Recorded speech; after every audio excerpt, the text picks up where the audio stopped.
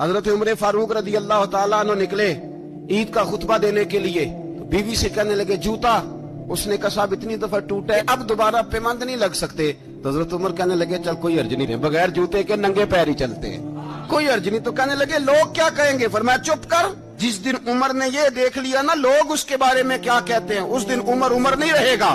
تو کہا پھر آپ کا نظریہ کیا ہے؟ فرمایا میرا نظریہ یہ ہے کہ رب رسول میرے بارے میں کیا کہتے ہیں۔ ننگے پیر عمر جا رہے ہیں، کون جی؟ میں بڑا ماڑا۔ اچھا جناب، کیا غربت ہے؟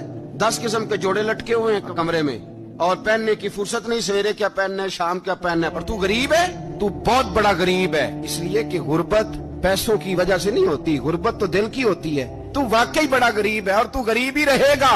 امیر تو عمر فاروق تھے جو ننگے پاؤں چلے گئے عید کی نماز پڑھانے، تو رستے میں جو ملا کہنے لگا عمر جوتا تو پہن لو۔ فرمایا تمہیں عمر کا جوتا نہ پہننے کا نقص تو نظر آیا ہے؟ کوئی حرج نہیں، اگر عمر کو کبھی بتانا ہوا تو وہ والا نقص بتانا جو عمر کی سیرت میں پیدا ہو۔